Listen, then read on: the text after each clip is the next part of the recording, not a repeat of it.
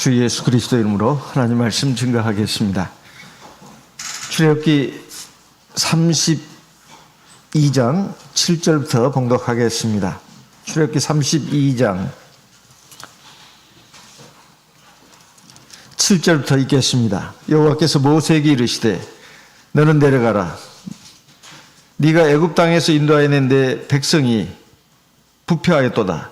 그들이 내가 그들에게 명한 길을 속히 떠나 자기를 위하여 송아지를 부어 만들고 그것을 숭배하며 그것에게 희생을 드리며 말하기를 이스라엘아 이는 너희를 애굽 땅에서 인도하여 낸 너희 신이라 하였도다. 여호와께서 또 모세에게 이르시되 내가 이 백성을 보니 목이 곧은 백성이로다. 그런즉 나대로 하게 하라. 내가 그들에게 진노하여 그들을 진멸하고 너로 큰 나라가 되게 하리라. 11절 모세가 그 하나님 여호와께 구하여 가로되 여호와여 어찌하여 그 큰 권능과 강한 손으로 애굽 땅에서 인도하여 내신 주의 백성에게 진노하시나이까. 12절 어찌하여 애굽 사람으로 이르기를 여호와가 화를 내려 그 백성을 산에서 죽이고 지면에서 진멸하려고 인도하여 내었다 하게 하려 하시나이까. 주의 맹렬한 노를 그치시고 뜻을 돌이키사 주의 백성에게 이 화를 내리지 마옵소서.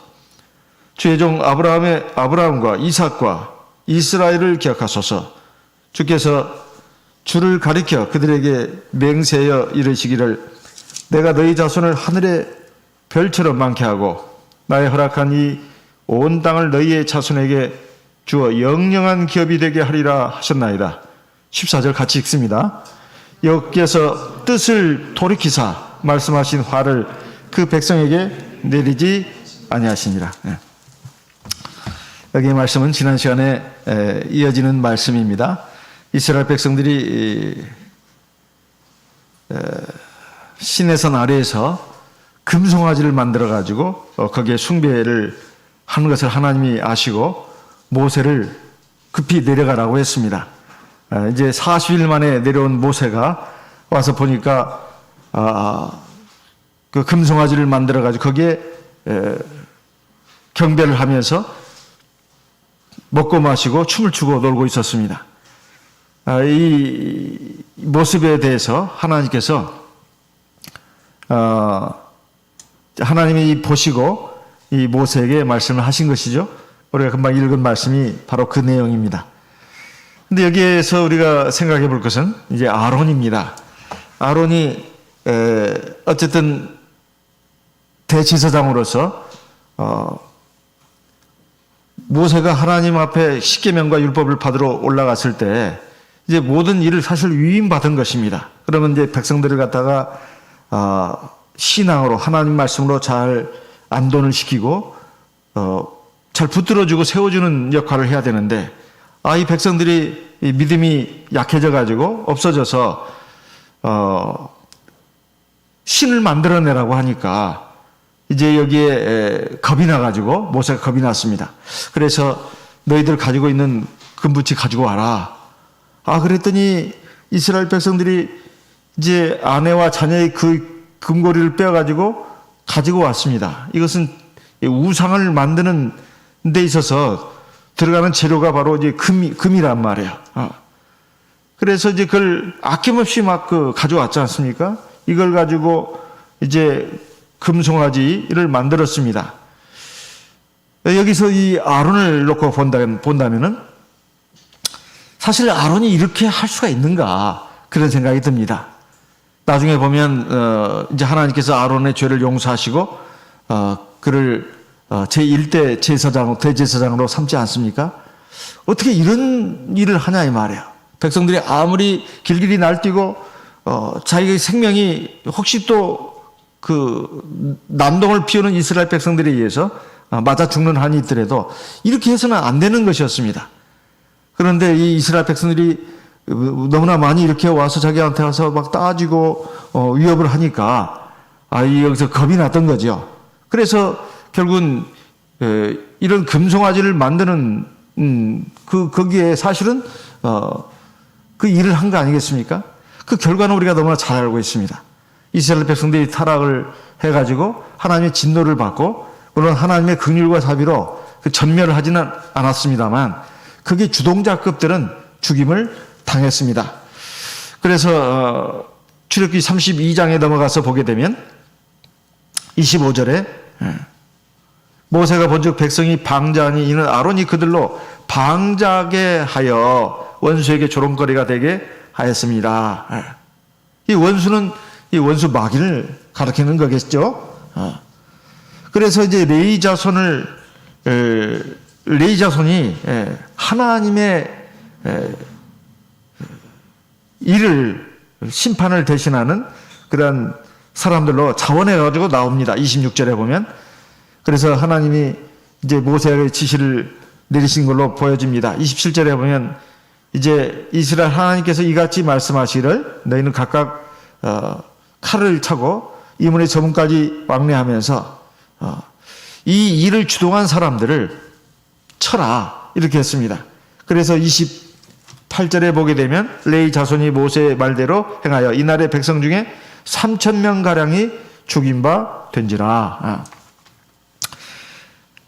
그러니까 물론 이스라엘 전체의 백성은 큰 틀에서 하나님이 진멸하지 않고 용서를 하셨다 하더라도 사실은 거기에 주동적인 역할을 한 사람들은 하나님께서 일벌백계로서 징벌을 하셨는데 그날 3,000명가량이 죽임을 당했다 이렇게 나옵니다.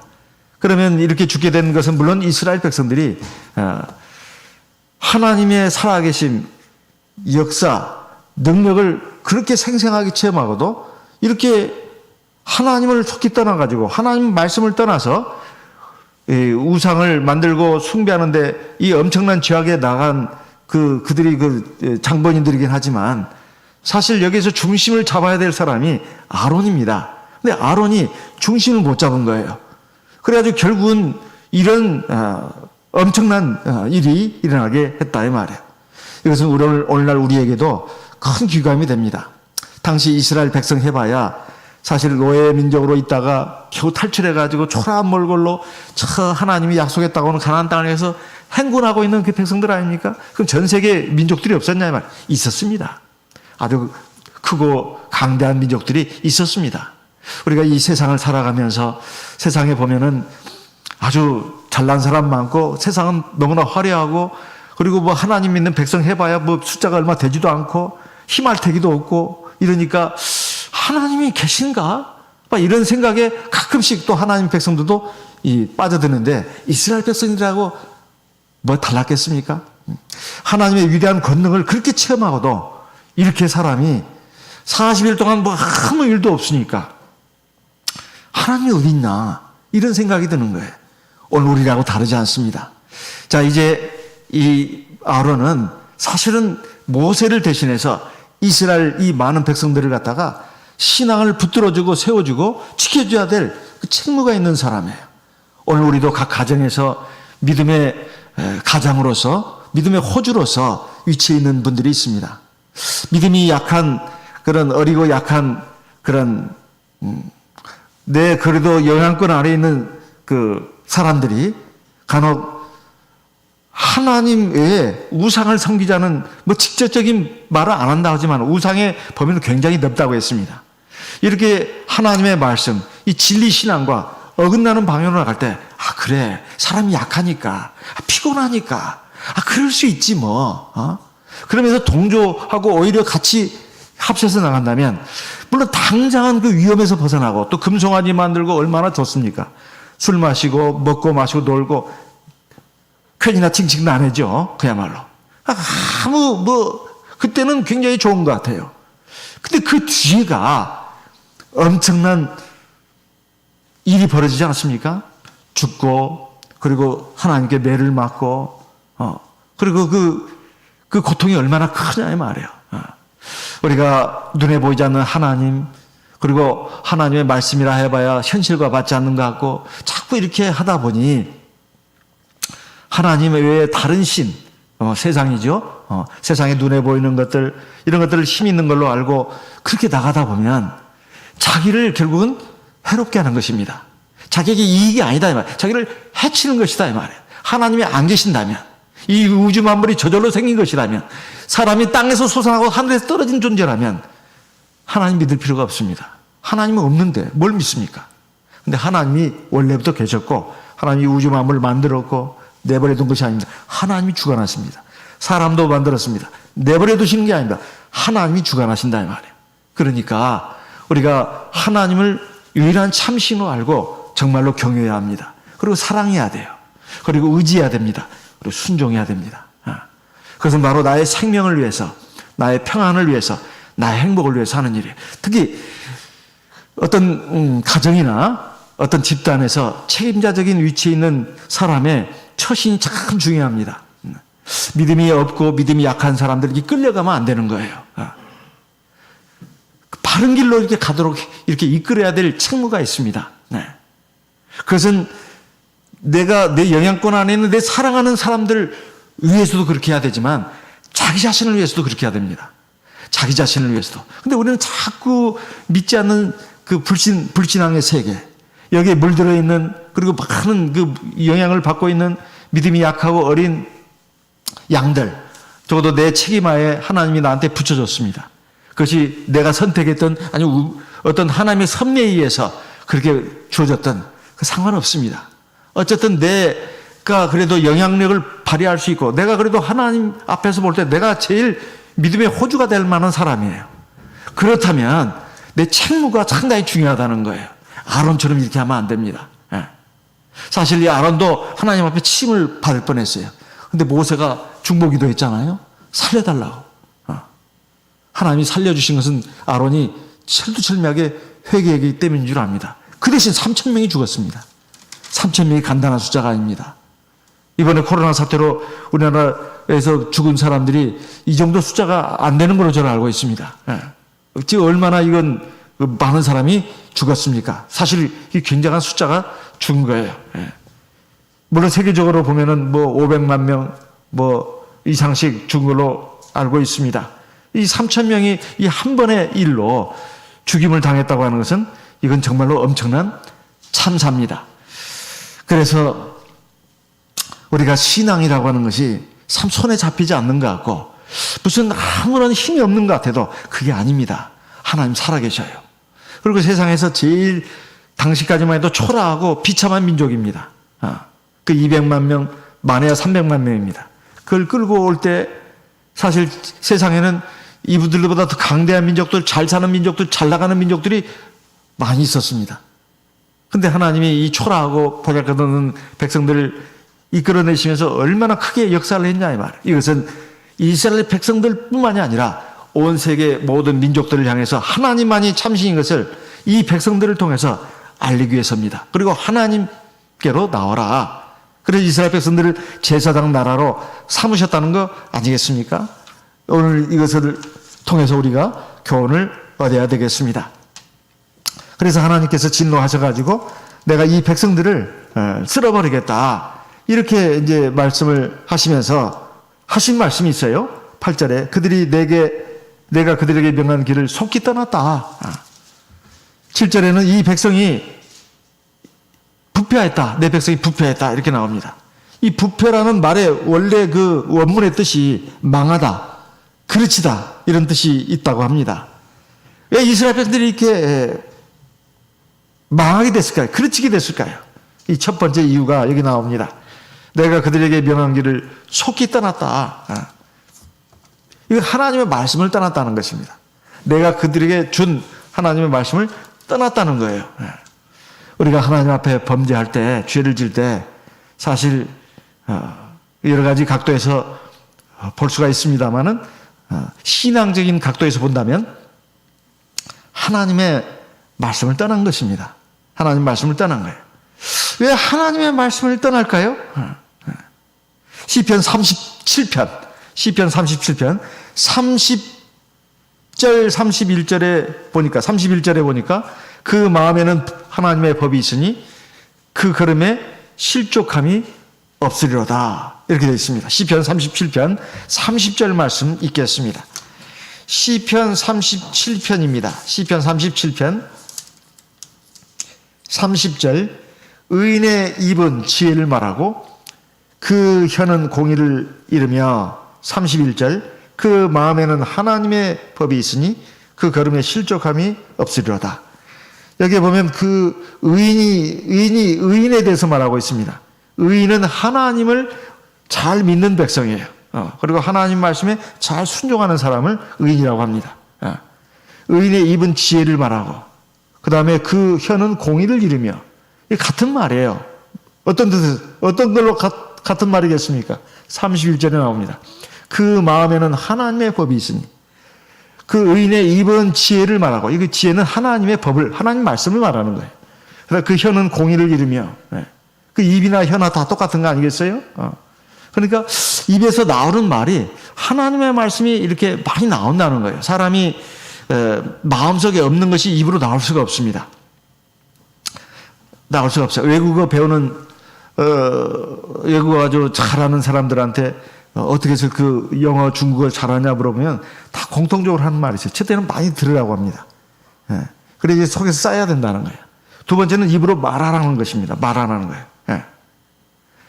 많이 듣고 그 다음 두 번째는 용기 있게 입으로 뱉어내야 된다는 거예요. 그래 말을 배운다. 하나님 말씀도 마찬가지입니다. 많이 듣고 그 다음에 입으로 말해야 합니다. 말해야 돼요. 근데 그 마음에 하나님의 법이 있다는 거예요. 하나님의 말씀이. 그러면 이제 입으로도 자꾸 나오죠. 그러면 그 입으로 나온 말이 사실 자기 또 귀로 들어갑니다. 자기 마음에 또 쌓이는 거죠. 그래서 그 걸음에 실족함이 없다는 거예요. 우리가 교회에서도 예배 드리지만은 가정 예배도 그 형편에 따라서 그 시간과 장소를 정해서 이 드리는 것도 굉장히 좋습니다. 그래서 우리 수험교 성도님들이 한 달에 한 번씩 가정 예배를 드린 걸로 알고 있습니다.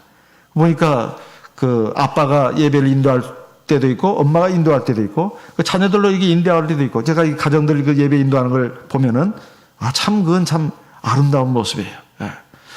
성경 한 장이 있고 그 뜻을 대강 이렇게 말하고 돌아가면서 그 느낀 점에 대해서 얘기하고. 근데 이게 무슨 예배가 되느냐? 예배가 됩니다. 하나님의 말씀을 듣고 말하고 그런 가운데 하나님을 경배한다 이 말이에요. 그러면은 내 그 걸어가는 길이 잘못될 수가 없습니다. 시편 119편 11절 말씀도 읽어보겠습니다. 시편 119편입니다. 시편 119편 11절 같이 읽겠습니다. 시편 119편 11절 같이 읽습니다. 내가 주께 범죄치 아니하려 하여 주의 말씀을 내 마음에 두었나이다. 우리가 학교 공부도 막 달아달아 밝은달아 막 외우잖아요. 막 머릿속에 딱 박히도록. 근데 하나님의 말씀도 그렇게 합니다. 사실은 하나님의 말씀을 더더욱 그렇게 합니다. 하나님 말씀을 듣고 그냥 이해하고 그렇게 끝내서는 안 되고 하나님 말씀을 들었으면 그걸 내 마음판에 새겨야 됩니다. 그래야 그 마음이 하나님 말씀이 내 마음에 있어야 어떤 상황들이 있을 때 그 올바로 분별할 수가 있고 그리고 내가 뭐 잘못하려고 할 때도 그 말씀이 탁 막습니다. 그러면 안 된다고. 옆에서 누가 보든 안 보든 하나님의 말씀이 나를 탁 제어를 하는 거예요. 근데 하나님의 말씀을 그냥 머릿속으로만 잠깐 이해하면은 입에서 늘 엉뚱한 말만 나와요.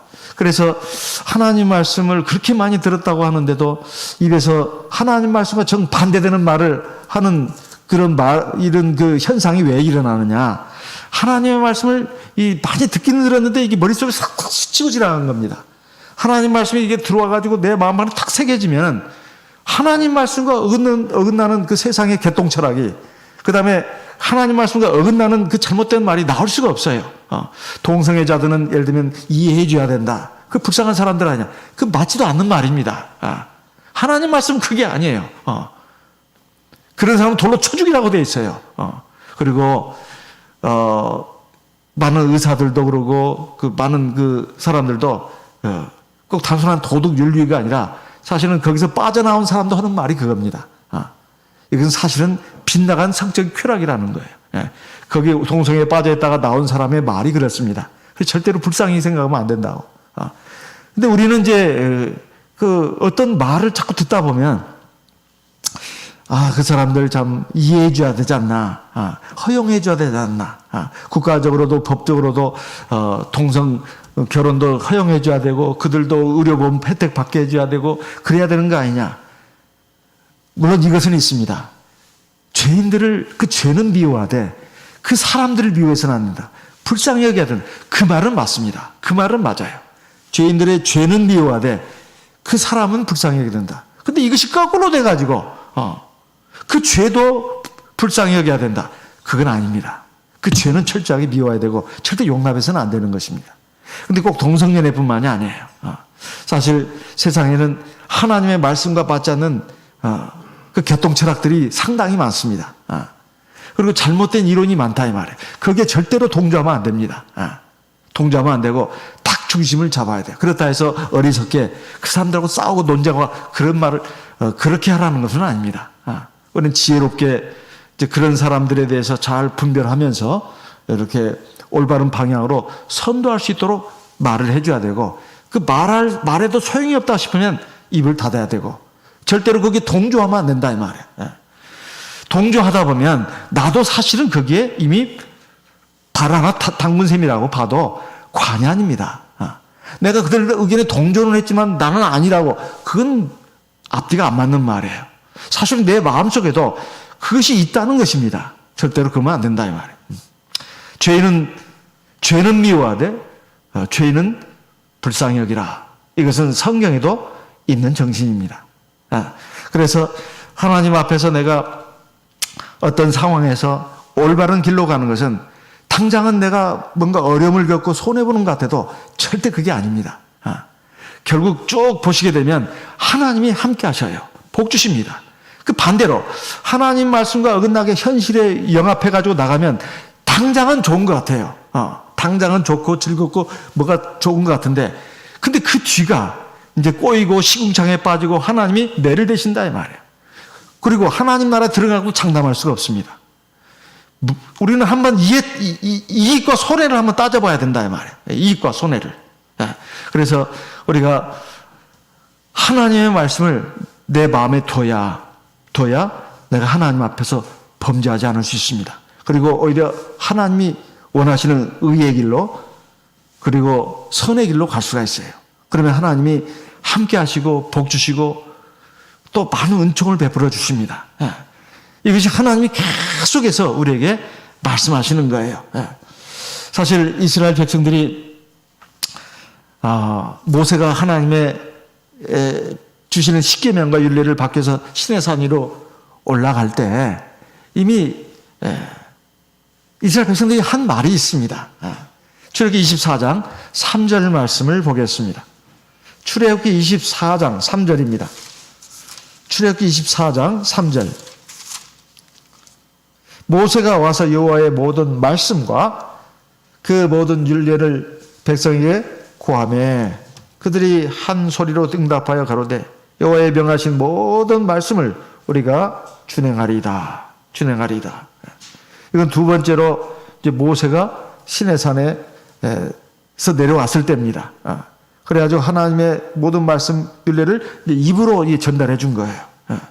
그러니까 이스라엘 백성들이 다 한 목소리로 응답을 했습니다.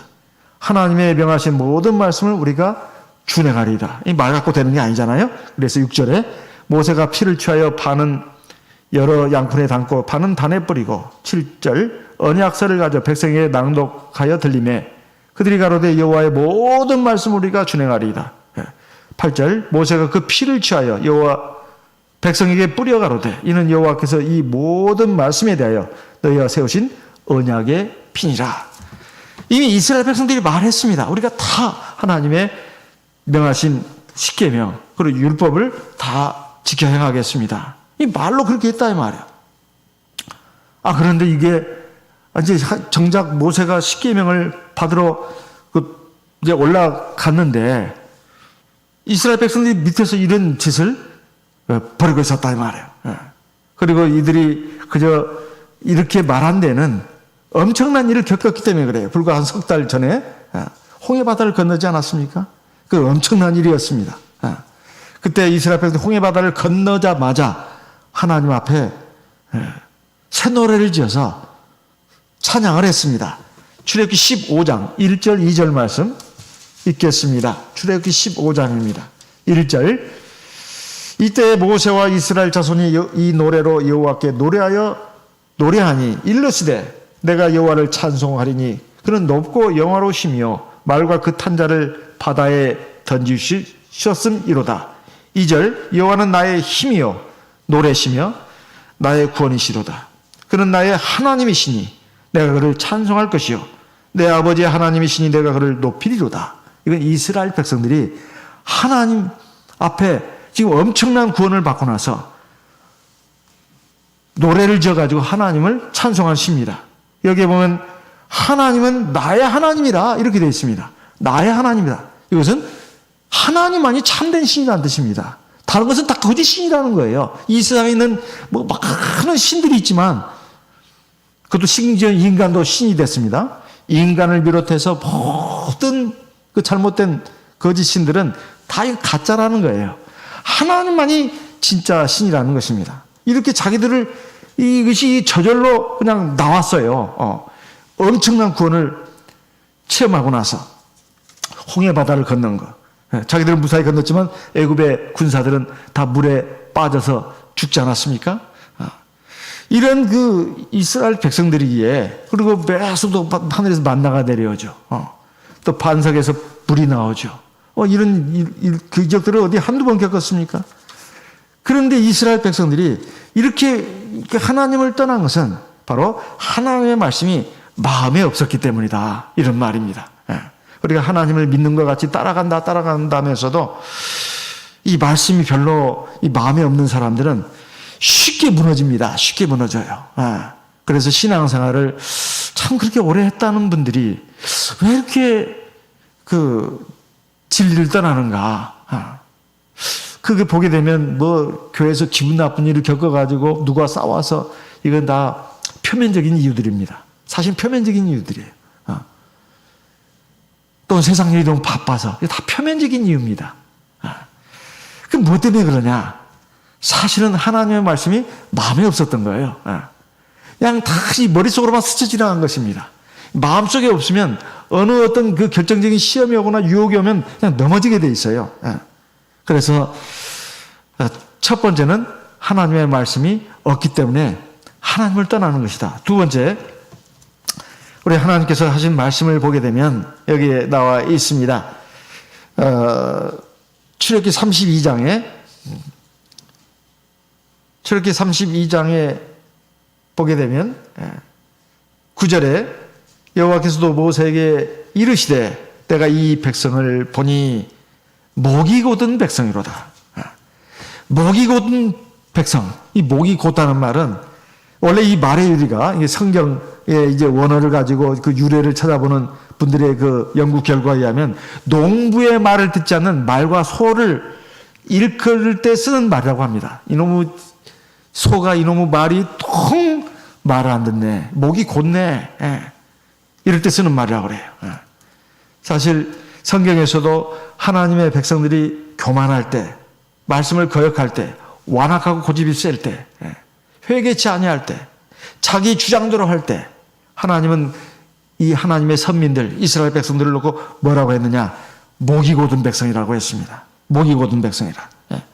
신명기 31장 24절 말씀을 보겠습니다. 신명기 31장입니다.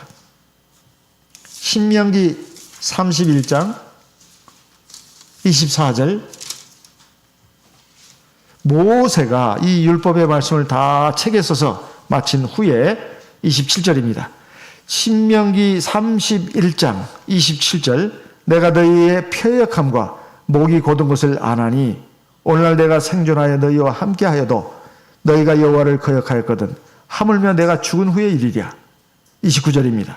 내가 알거니와 내가 죽은 후에 너희가 스스로 부패하여 내가 너희에게 명한 길을 떠나서 여호와의 목전에 악을 행하여 너희의 손으로 하는 일로 그를 경록케 하므로 너희가 말세의 재앙을 당하리라 하니라. 모세가 이스라엘 백성들을 이제 거의 가나안 땅 가까이까지 인도했습니다. 이제 죽음을 앞두고 그 유언처럼 이스라엘 백성들에게 한 말 가운데 나온 말입니다. 여기에 보면 너희는 참 목이 곧은 백성이다.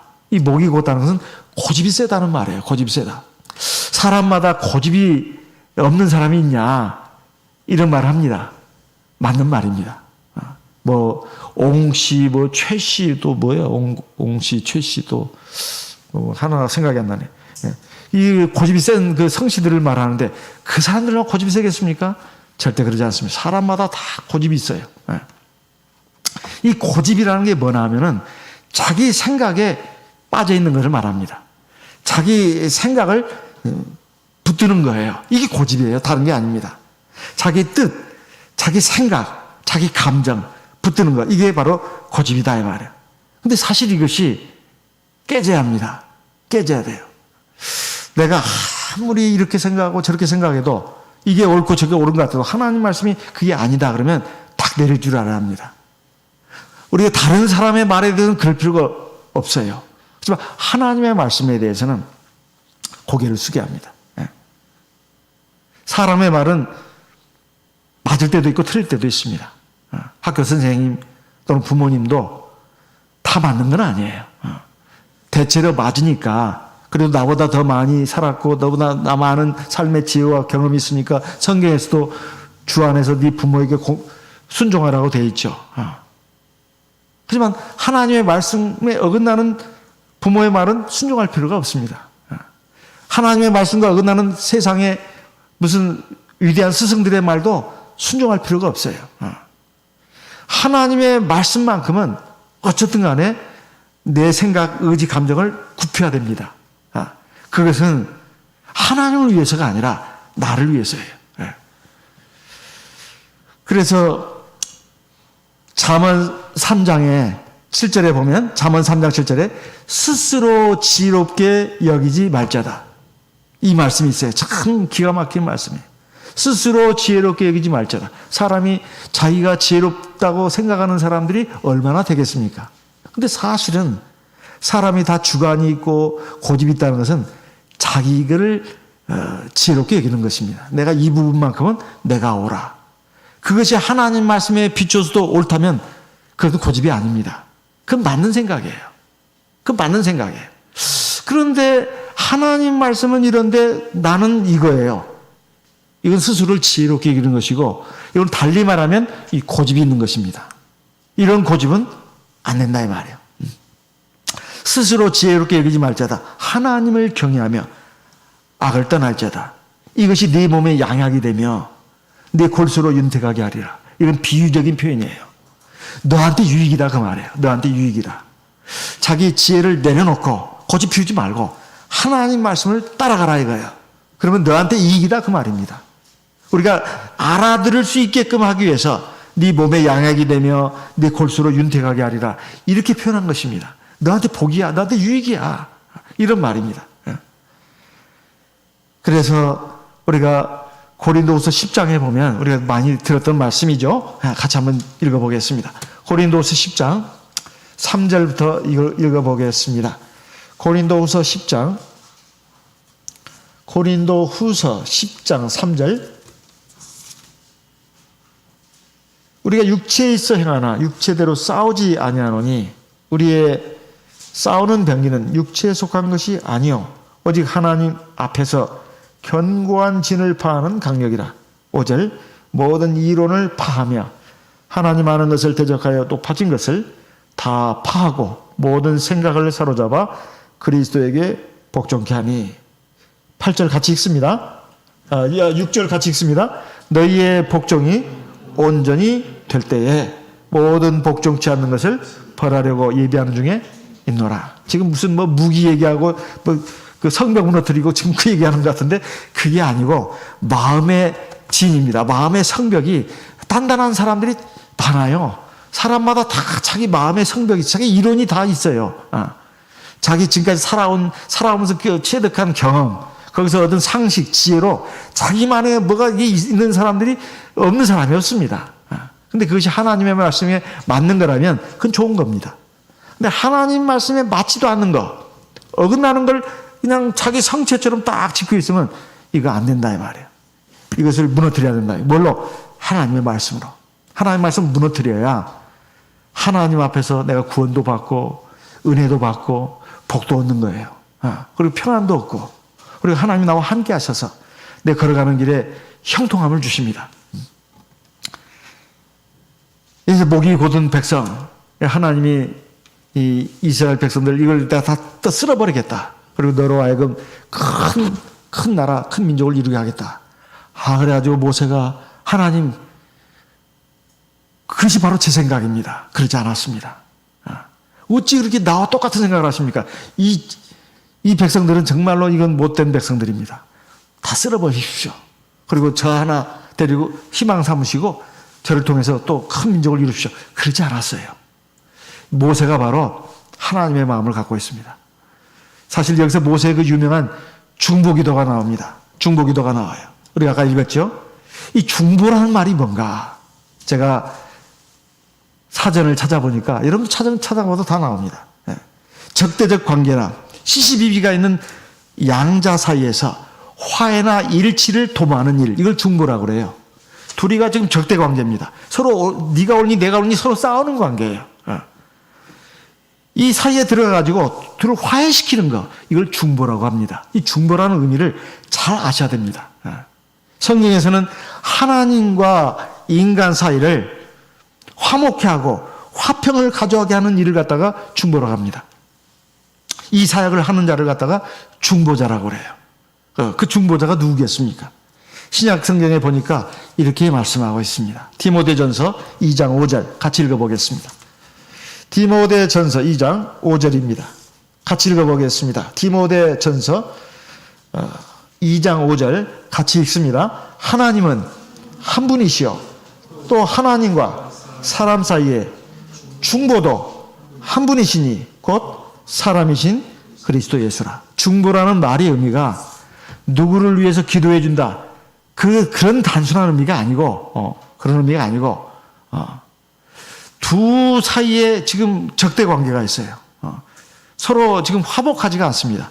그 중간에 들어가지고 둘을 화해시키는 거예요. 이게 중보다. 성경적으로는 하나님과 인간 사이예요. 지금 오늘 우리가 읽은 출애굽기 32장에 지금 모세가 중보 기도를 했다 그러는데, 지금 하나님이 이스라엘 백성들이 범죄해가지고 멸하시겠다고 합니다. 지금 하나님과 이스라엘 백성은 지금 원수지간이 된 거예요. 거기에 모세가 끼어들어가는 거예요. 그래가지고 지금 중보 기도를 한 겁니다. 아니, 신약 성경에는 예수님이 중보, 유일한 중보라고 했는데 어떻게 모세가 그런 기도를 한단 말입니까? 그렇죠. 맞는 말입니다. 하지만 구약 성경에 모세는 예수 그리스도를 예표한다는 거예요. 예표. 이게 중요해요. 예표한다. 예표하기 때문에 지금 이런 기도를 할 수가 있습니다. 구약 시대 모세뿐만이 아닙니다. 아론을 비롯한 역대 대제사장들, 대제사장을 말합니다. 역대 대제사장들이 다 이런 중보 기도를 할 수 있는 자격이 있었어요. 그래서 중보 기도라는 말은 하나님 이 사람의 죄를 용서하시고 구원해 주십시오, 이 기도입니다. 그래서 중국어 성경에도 중보라는 말이 나옵니다. 쫑빠오. 그런데 대만이라든가 미국, 말레이시아, 싱가포르, 인도네시아 전 세계에 있는 우리 참예수교에서 우리 성도님을 위해서 중보기도 합시다, 이 말 안 씁니다. 안 써요. 왜 안 쓰느냐? 중보라는 말의 뜻이 그런 뜻이기 때문에. 그럼 뭐라고 말하냐? 따이다오. 대신 기도한다는 거예요. 근데 우리말로 직역을 하면 대신 기도한다는 말인데, 의역을 하면 누군가를 위해서 기도해 준다는 말이에요. 따이다오. 대도죠, 대도. 대신할 때자에다가 기도할 또자. 대도합시다, 따이다오 합시다 그러지, 중보기도 합시다 이런 말은 안 씁니다. 그래서 세상의 일반 교회에서도 이거 가지고 치열한 논쟁이 벌어졌어요. 성경적으로 보면 중보기도는 예수님만이, 그리고 구약의 대제사장만이 할 수 있는 것이고, 우리가 누군가를 위해서 기도할 때 중보기도란 말을 써서는 안 된다, 이런 이론들이 한쪽에 있고, 또 한쪽은 그게 무슨 상관이냐, 그냥 좋은 의미로 쓰면 되지, 이런 의견이 있습니다. 그래서 이런 그 논쟁이 있다는 거 우리가 참고로 알고, 우리 전체 참여수교 입장에서 본다면 이것은 용어는 안 쓰는 것이 좋겠다, 이렇게 말씀을 드립니다. 그러니까 누구를 위해서 기도합시다, 우리 누구를 위해서 중보 기도합시다, 이 말은 말 자체가 이게 안 되는 소리다. 누군가의 죄를 하나님이 용서해 주시고 그를 구원해 주십시오. 이런 지금 말이 되는 것인데, 이런 일을 할 수 있는 분은 예수님밖에 없다. 신약시대에 와서 이것을 우리가 정확하게 알아야 되겠습니다. 그렇다면 누군가를 위해서 기도해 주는 것은 하지 말라 그 말이 아닙니다. 하나님, 저 사람의 죄를 용서해 주십시오. 저 사람 불쌍히 여겨 주십시오. 이 기도를 할 수 있죠. 하지만 우리가 그렇게 하면서 우리가 성령으로 기도하지 않습니까? 그럼 성령이 바로 중보기도를 해주시는 겁니다. 성령이 바로 중보기도를 해주는 거예요. 우리는 누군가를 위해서 기도하면, 성령으로 기도하면 성령이 바로 내 기도를 들으셔가지고 받으셔가지고 그 사람을 위해서 중보기도 해주는 겁니다. 또 내 죄를 위해서 하나님 앞에 기도할 때 하나님, 내 안에 있는 성령 예수 그리스도께서 나를 위해서 중보기도를 해주시는 겁니다. 그러니까 정확하게 말한다면 신약시대에 와서는 성령이 바로 중보자입니다. 예수의 영이고 하나님의 영이자 예수의 영 아닙니까? 대제사장으로서 바로 나의 죄를 위해서 기도해 주시는 거예요. 히브리서 7장 24절 말씀을 보시겠습니다. 히브리서 7장 24절입니다. 히브리서 7장 24절, 예수는 영원히 계심으로, 히브리서 7장 24절, 예수는 영원히 계심으로 그 제사 직분도 갈리지 아니하나니, 25절 같이 읽습니다. 그러므로 자기를 힘입어 하나님께 나가는 자들을 온전히 구원하실 수 있으니 이는 그가 항상 살아서 저희를 위하여 간구하십니다. 이 모세가 이렇게 기도한 것은 바로 예수님의 예표입니다. 그리고 아론을 비롯해서 역대 구약의 대제사장들이 사실은 예수님의 그림자예요. 그림자입니다. 그래서 중보기도를 할 수가 있었던 거예요. 이스라엘 전 백성의 죄를 위해서. 그리고 죄인이 오면은 그를 위해서 제사를 드려주죠. 예수 그리스도 예표입니다. 오늘날 신약 시대에는 바로 성령이 예수 그리스도로서 바로 대제사장으로서 우리를 위해서 중보기도를 해준다. 그럼 우리는 어떤 기도를 해야 되나? 우리는 나 자신을 위해서 그리고 다른 사람을 위해서 우리가 기도해야 합니다. 기도하지만은 그 기도를 중보기도라고 하지 않고 누군가를 위한 기도다 이렇게 말하는 것입니다. 그러면 성령이 내 기도를 들으시고 하나님의 뜻대로 내 기도의 내용을 다 생각하면서 하나님의 뜻대로 기도해 주는 겁니다. 나를 위해서 그리고 다른 사람들을 위해서. 이 기도를 우리도 해야 되겠다 이 말이에요. 디모데전서 2장 1절 2절 말씀, 디모데전서 2장입니다. 디모데전서 2장 1절 2절, 그러므로 내가 첫째로 권하노니 모든 사람을 위하여 간구와 기도와 도고와 감사를 하되, 2절 같이 읽습니다.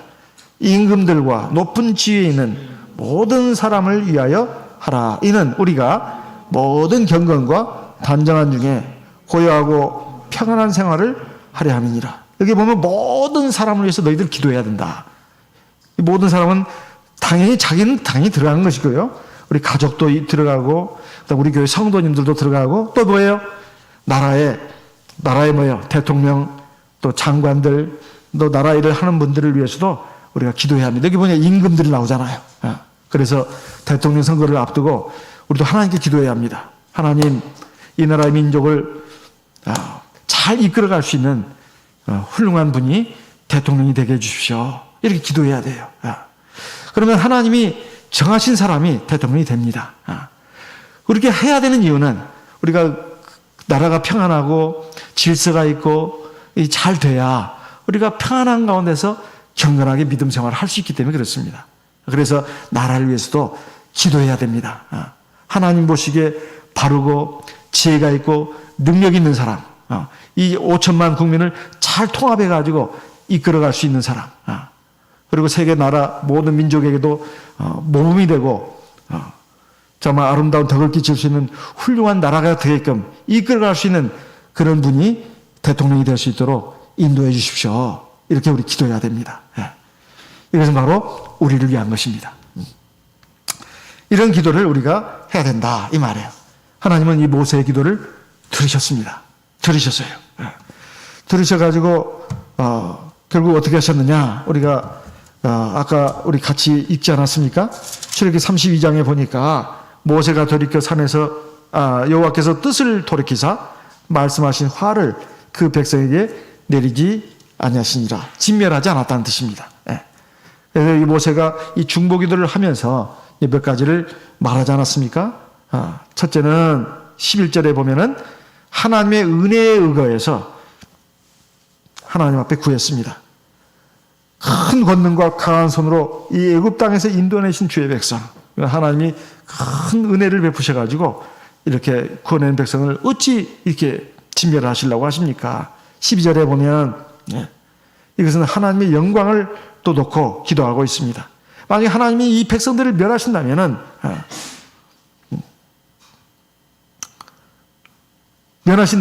어찌 하나님께 영광이 되겠습니까? 이방 민족들이 다 하나님을 욕할 것입니다. 13절에 보면 이것은 하나님의 약속에 근거해 가지고 하나님의 약속에 근거해서 이미 아브라함, 이삭, 야곱에게 이미 하나님 약속하지 않았습니까? 그 약속에 의거해서 이 백성들을 사해 주십시오. 이렇게 말씀했습니다. 이 백성을 구원해 가지고 내가 약속한 땅에 영원한 기업으로 주겠다 약속하지 않았습니까? 오늘 우리도 마찬가지입니다. 하나님의 은혜로 우리가 구원받았습니다. 그리고 하나님의 영광을 위해서 우리가 택함을 입었습니다. 세 번째는 하나님의 약속이 있습니다. 우리 영원한 나라를 우리에게 주시겠다고. 그 증거로서 성령을 기업의 보증으로 주셨다. 에베소 1장에 나오지 않습니까?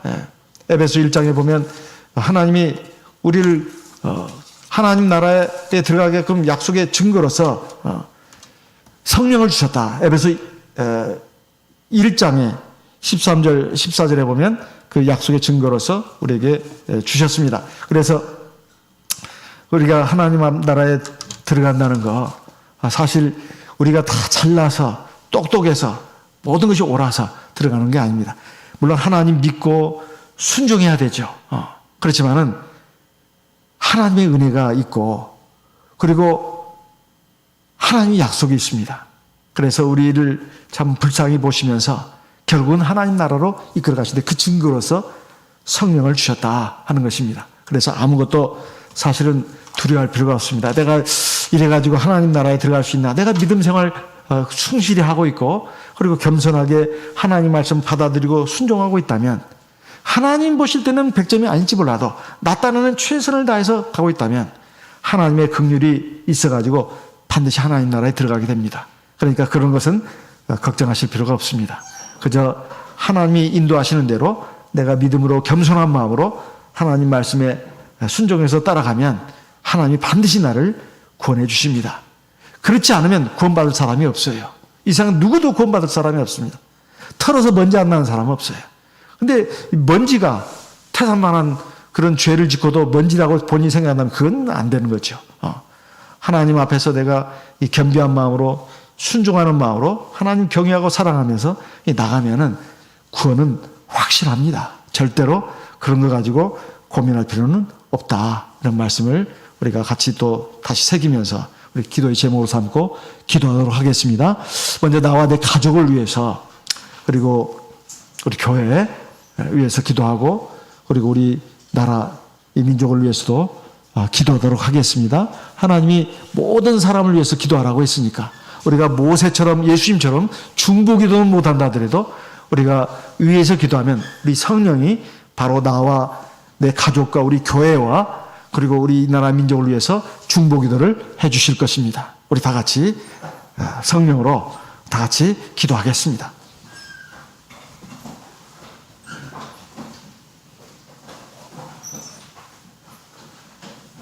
할렐루야. 주 예수 그리스도 이름으로